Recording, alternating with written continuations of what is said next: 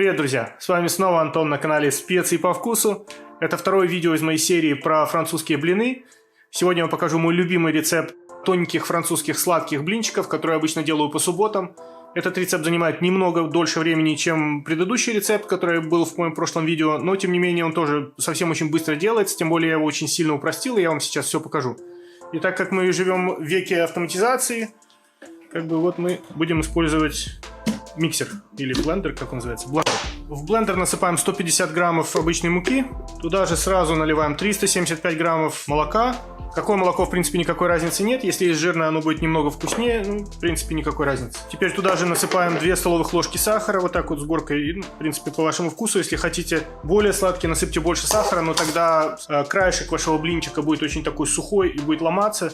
И на поверхности блинчиков будут такие темные пятна. Так что 2 столовых ложки здесь вполне хватает. Ну, смотрите по вашему вкусу, естественно. Теперь туда же мы нальем немножко ванили. Туда же мы насыпем большую щепотку соли. Единственное, что осталось, это 2 яйца. И берем сковородку, как всегда тоненькую, видите, у меня сегодня другая немножко сковородка, она больше подходит по размеру к моей плитке. И на сковородку кидаем такой приличный кусок масла. Ставим это все на плиту, чтобы просто масло растаяло. Теперь весь замес здесь готов. Закрываем наш миксер и на медленной скорости для начала крутим.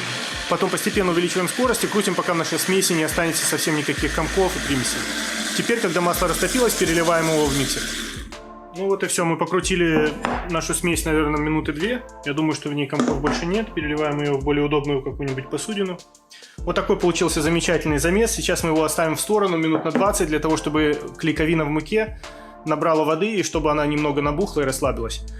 И таким образом эти блины будут отличаться от моего предыдущего эпизода, который я выпустил вчера. То, что вчера мы клейковине не дали никакого времени, чтобы набухнуть, и потом она, как только мы ее погрузили, значит, в сироп, вот в этот вот апельсиновый, она в себя прям впитала весь этот сироп, и таким образом блинчики получатся немного другие по текстуре. Ну вот, берем еще одну такую же блинную сковородку и наливаем туда нашу смесь.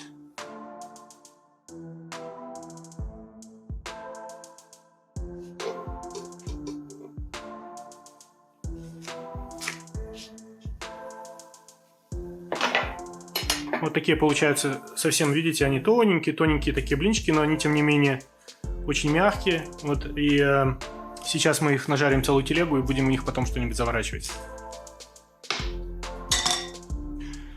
Ну вот и все. Теперь продолжаем просто дожарить блинчики, пока у нас не закончится замес, и потом я вам покажу, что с ними делать дальше. Итак, у нас теперь наши блинчики готовы. Вот видите, они получились такие замечательные, резиновые.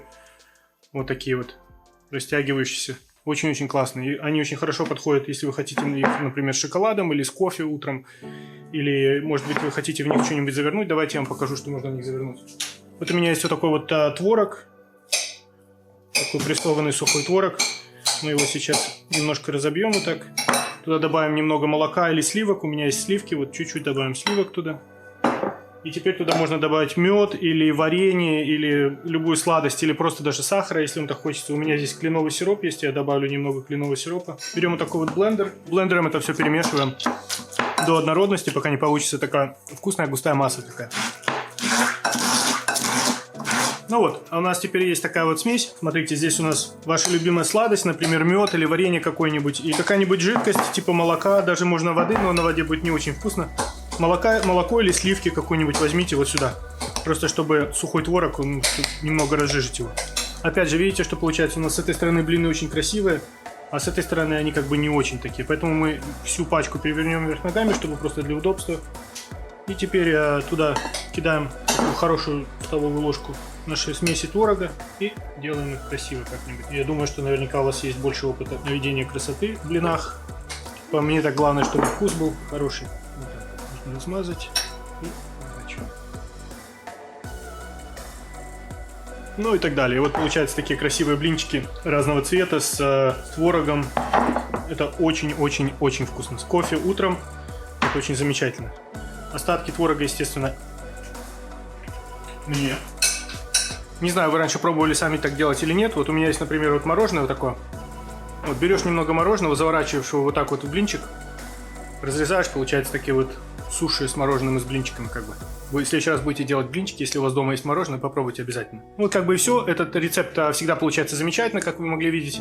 Если у вас есть какие-то вопросы, замечания или комментарии, обязательно пишите под видео. Я все комментарии читаю. Завтра я выпущу еще один эпизод, где я вам покажу, как делать блинчики совсем практически без сахара, для того, чтобы их можно начинять было мясом или всякими другими вкусными продуктами. Итак, на сегодня все. Увидимся в следующем эпизоде. Всем пока.